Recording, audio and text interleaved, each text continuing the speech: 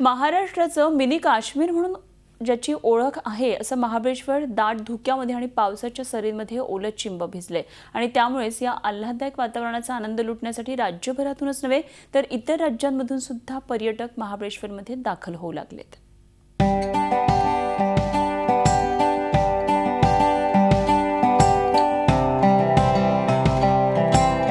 निसर्गानं मुक्त हस्तानं केलेली उधळण म्हणजे महाबळेश्वर।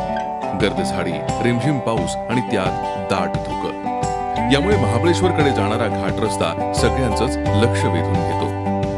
आता तर पावसाला सुरुवात झाली आहे, त्यामुळे महाबळेश्वर हिरवगार होऊन गेलंय। घाटातील दाट धुक्यामुळे गाडीचे लाईट चालू ठेवूनच महाबळेश्वरमध्ये यावं लागतंय।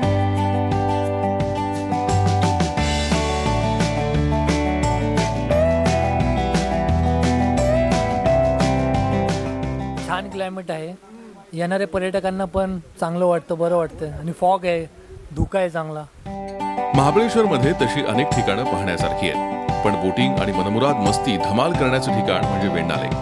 आता सुरू झालेल्या पावसात भिजतच अनेक पर्यटक बोटिंगचा आनंद घेत फोटो सेशन करतायत। इथलं वातावरण तर नेहमीच चांगलं असतं, पावसाळ्यात तर धुक्यामुळे पावसामुळे जास्त एन्जॉय होतं, त्याच्यामुळे आम्ही विथ फॅमिली येतो, बोटिंग करतो। खूप मजा आली आणि इथलं वातावरण पण खूप मस्त आहे, मजा येते इथं आल्यावर।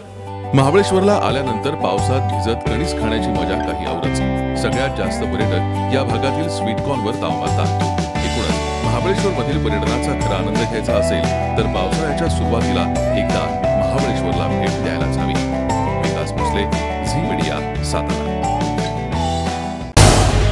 झी 24 तास रहा एक पाऊल पुढे।